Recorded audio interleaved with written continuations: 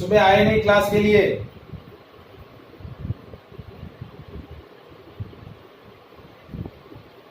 हाँ जी,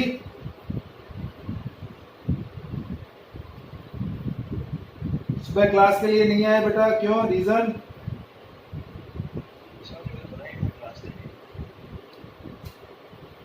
ओके, कल क्लास है, अभी बता दे रहा हूं मॉर्निंग में।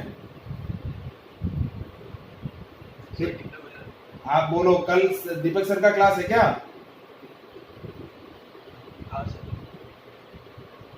तो फिर वही कल 8 o'clock।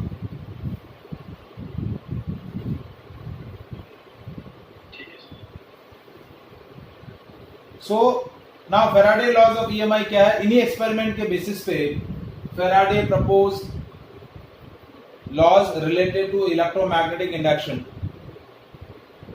Faraday proposed two laws. First law of EMI gives the definition of electromagnetic induction phenomena, and second law gives the magnitude of induced EMF and induced current set up in the conductor. पहला law जो है, first law जो है, वो electromagnetic induction की definition को describe करता है, और सेकंड लॉ इंड्यूस ईएमएफ या इंड्यूस करंट के मैग्नीट्यूड को एक्सप्रेस करता है। तो फर्स्ट लॉ क्या है?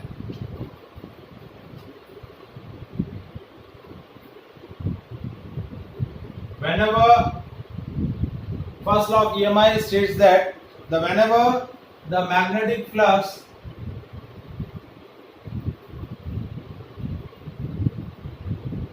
linked with closed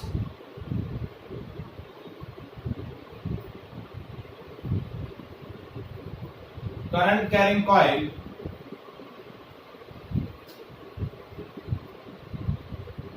changes, whenever the magnetic flux linked with the closed current carrying coil changes,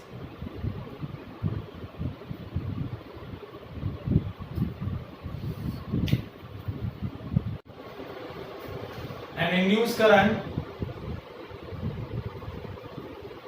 or EMF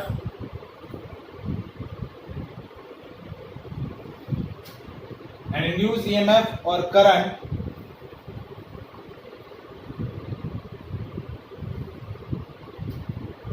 set up in it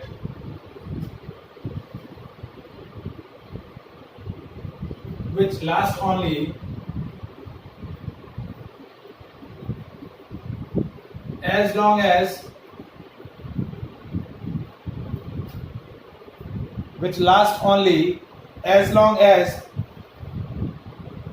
the change in flux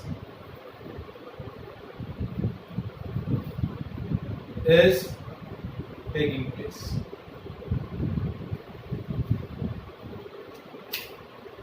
first law वापस से बता रहा हूं।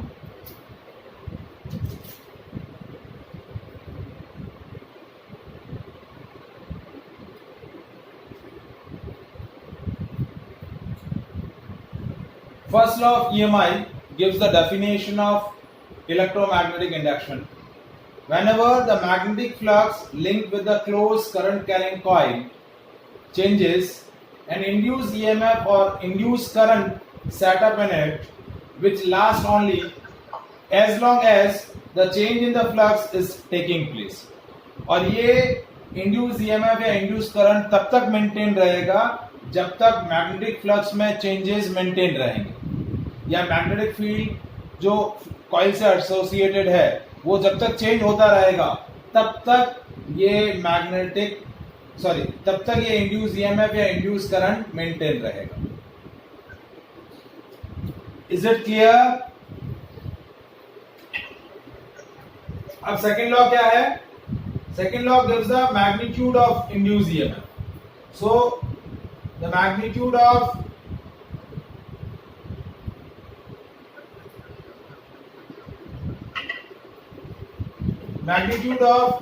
induced EMF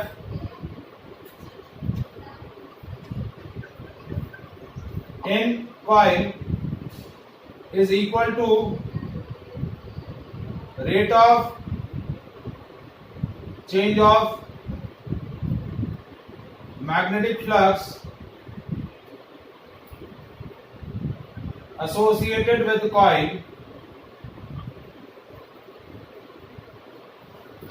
with respect to time. मतलब induce EMF को मैं किससे बोलूंगा, ई से रिप्रेजेंट करूंगा. E is equals to minus N D by D T of phi B. Phi B क्या है, magnetic flux.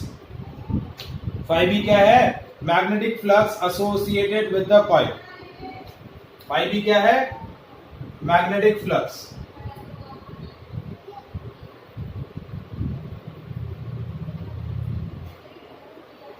So E is equals to rate of change of magnetic flux associated with the coil.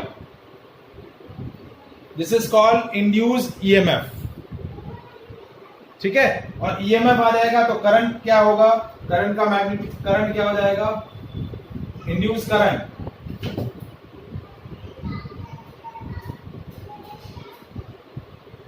That is I and that is E by R. Current होता है EMF upon resistance. तो ये formula हो जाएगा I is equals to N by R d by dt of 5B. This is called induced current. ये induced EMF, ये induced current. So first law आपको EMI का डेफिनेशन देता है, सेकेंड लॉ आपको क्या देता है, उसका मैग्नीट्यूड. अब नेक्स्ट पॉइंट आता है which is Lenz law. This is also known as third law of EMI. Lenz law है. तो लेंज लॉ आपको क्या देता है, डायरेक्शन ऑफ इंड्यूस ईएमएफ और इंड्यूस करंट. इंड्यूस ईएमएफ या इंड्यूस करंट की डायरेक्शन क्या होगी, इसके बारे में बताता है आपका थर्ड लॉ ऑफ ईएमआई, या इसको हम बोलते हैं लेंज लॉ. क्या बोलते हैं, Lenz law. So Lenz was the scientist which gives the direction of induced EMF or induced current set up in the circuit. Or Lenz law states that the direction of induced EMF or induced current in the coil in the such a way that it opposes the cause which produce it. मतलब induced EMF या induced current की direction इस तरीके से होगी कि वो उसी कॉज का अपोज करेगा जिसकी वजह से उसका प्रोडक्शन हुआ है. उसका प्रोडक्शन किसकी वजह से हुआ है, प्रोडक्शन ऑफ करंट और induce EMF is due to the change in a magnetic flux. Magnetic flux में चेंज की वजह से उसका प्रोडक्शन हुआ है, तो वो उसी फ्लक्स में हो रहे चेंज का क्या करेगा, अपोज करेगा. सो लेंज लॉ क्या है, देखिए इंपॉर्टेंट पॉइंट है, बहुत ही इंपॉर्टेंट है, इसको समझना बहुत जरूरी है क्योंकि इसी से रिलेटेड न्यूमेरिकल्स बनते हैं. तो लेंज लॉ क्या है, it gives the direction of current और डायरेक्शन ऑफ इंड्यूस ईएमएफ और induce current setup in the coil. So direction of induce EMF in coil in such a way that it oppose the cause which produce it. जिस cause की वजह से उसका production हुआ है वो उसी का क्या करेगा, अपोज करेगा. तो फैराडे लॉज ऑफ ईएमआई में क्या चेंज आया, E is equal to minus N D phi by D T. Minus sign आगे आ जाएगा क्यों, क्योंकि वो मैग्नेटिक फ्लक्स में हो रहे चेंज का अपोज कर रहा है. करंट की डायरेक्शन इस तरीके से सेटअप हो रही है कि वो उसी लॉजिक का अपोज कर रहा है जिसकी वजह से उसका प्रोडक्शन हुआ है. ठीक है. अब मैं वही फर्स्ट एक्सपेरिमेंट पहले करता हूं, जो फर्स्ट एक्सपेरिमेंट सबसे पहले डिस्कस किया था वही.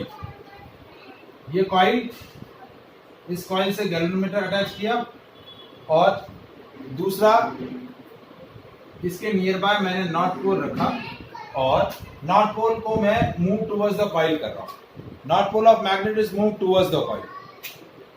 तो अब मैंने क्या बोला कि इंड्यूस ईएमएफ की डायरेक्शन इस तरीके से होगी या इंड्यूस करंट की डायरेक्शन इस तरीके से होगी कि वो उसी कॉज का अपोज कर रहा है जिसकी वजह से उसका प्रोडक्शन हुआ है। जैसे ये north pole of magnet coil की तरफ जाएगा तो क्या होगा, इससे एसोसिएटेड जो मैग्नेटिक फील्ड लाइंस हैं वो इंक्रीज होंगी। इससे associated magnetic field lines increase होगी तो इससे एसोसिएटेड मैग्नेटिक फील्ड या मैग्नेटिक फ्लक्स इंक्रीज होगा तो इसके अंदर करंट सेटअप होगी। अब करंट की डायरेक्शन इस तरीके से होगी कि वो इस कॉज का अपोज कर सके, मतलब वो इस मैग्नेट के नॉर्थ पोल के इस अपनी तरफ मूवमेंट का अपोज कर सके। तो उसको अपोज करने के लिए क्या होगा, कॉइल का ये फेज क्या बन जाएगा, नॉर्थ। जब कॉइल का ये फेज नॉर्थ बनेगा तभी नॉर्थ और नॉर्थ एक दूसरे को रिपेल करेंगे। तो कॉइल का ये फेज नॉर्थ बनेगा, कॉइल का ये फेज साउथ बनेगा, और कॉइल का ये फेज नॉर्थ बनेगा, ये साउथ बनेगा, मतलब इसमें करंट कैसे फ्लो करेगी, एंटी क्लॉकवाइज। नॉर्थ का मतलब देखो ये नॉर्थ, करंट कैसे फ्लो कर रही है, करंट कैसे फ्लो कर रही है, एंटी क्लॉकवाइज। तो इस वजह से इसके अंदर करंट कैसे फ्लो करेगी, एंटी क्लॉकवाइज, क्योंकि वो इस नॉर्थ पोल के इस तरफ मूवमेंट का अपोज करेगा, और अपोज करने के लिए कॉइल का ये फेज नॉर्थ बनना चाहिए, तभी नॉर्थ नॉर्थ रिपेल करेंगे। तो अब क्या होगा, यदि आपको इसके अंदर कंटिन्यूअसली क्या करना है, गैल्वेनोमीटर के अंदर कंटिन्यूअसली करंट सेटअप करनी है, तो क्या होगा, you have continuously move the magnet towards the coil, this north and north repel each other, so some agency is required to moving the north pole of magnet towards the coil, so that agency performing the work, and that work will be stored in the form of energy, और वही energy electric energy बन जाएगी। क्योंकि जब आप magnet को इस तरफ मूव करोगे तो मूव अपने आप से नहीं होगा, आपको मूव करने के लिए एक एजेंसी लगानी पड़ेगी। क्यों, क्योंकि ये नॉर्थ और ये नॉर्थ रिपेल कर रहे हैं, तो वो एजेंसी जो वर्क करेगी वही वर्क एनर्जी के फॉर्म में स्टोर हो जाएगा, और उसी एनर्जी को हम क्या बोलेंगे, इलेक्ट्रिक एनर्जी। क्योंकि एनर्जी का law of conservation of energy क्या बोलता है, energy is neither be create nor be destroy, it convert into one form to another form. यहाँ क्या हो रहा है, ये दोनों मैग्नेट्स यानी ये दोनों नॉर्थ पोल एक दूसरे को अपोज कर रहे हैं, तो एक्सटर्नल एजेंसी को इन रिपल्सिव फोर्सेस के अगेंस्ट वर्क करना पड़ रहा है, और वही वर्क एनर्जी के इलेक्ट्रिक एनर्जी के फॉर्म में स्टोर हो रहा है। यदि सपोज लेंज लॉ सही नहीं होता, इफ सपोज कि लेंज ने जो लॉ दिया है या जो डायरेक्शन के लिए लॉजिक दिया है वो गलत है, सही नहीं है, या उसके अपोजिट है, तो क्या होगा भाई, कॉइल का ये फेज साउथ बन जाएगा और कॉइल का ये फेज नॉर्थ बनेगा। तो मतलब क्या हुआ, जैसे आपने मैग्नेट को टुवर्ड्स द कॉइल घुमाया, कॉइल का ये पोल, कॉइल का ये फेज साउथ बन गया। अब विदाउट डूइंग एनी वर्क ये साउथ इस नॉर्थ को अट्रैक्ट करेगा, without doing any work energy produce होती जाएगी, जो कि प्रैक्टिकली पॉसिबल नहीं है, क्योंकि capacity of doing work is called energy. जब तक एजेंसी कोई वर्क नहीं करेगी तब तक एनर्जी प्रोडक्शन नहीं होगा। So Lenz law of EMI also explain या also gives the conservation of energy. वो क्या बता रहा है, it also explain the law of conservation of energy. आया लॉजिक समझ में डायरेक्शन का?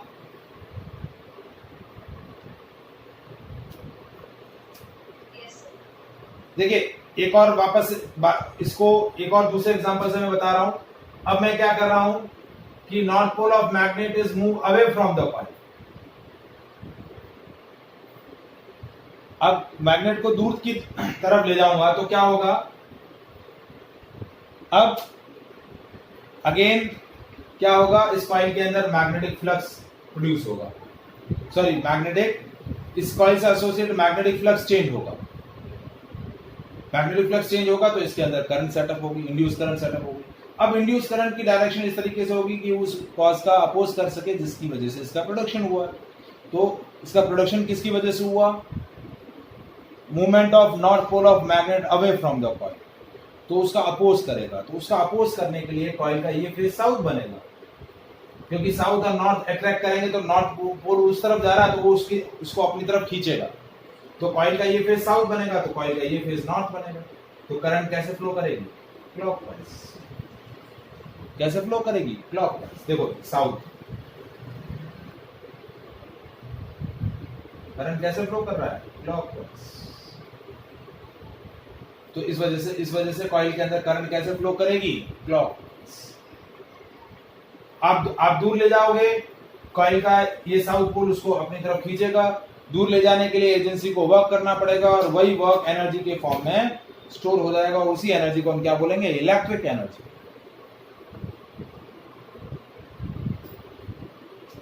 Is it clear? समझ में आया ईएमआई क्या है? लॉजिक समझ में आया ईएमआई का?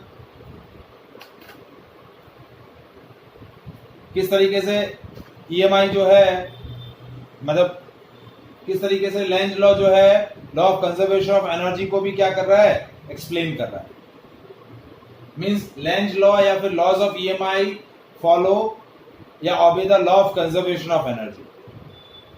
एजेंसी को मैग्नेट को दूर ले जाने के लिए, मैग्नेट को पास लाने के लिए वर्क करना पड़ेगा और वही वर्क एनर्जी के फॉर्म में स्टोर हो जाएगा। Is it clear?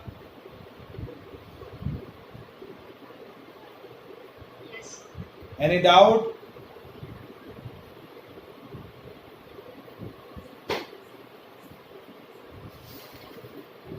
समझ में आया बेटा ये लॉजिक? ठीक है। अब हमारे पास 4-5 टॉपिक है इससे रिलेटेड, ठीक है, तो वो हम कल से शुरू करेंगे।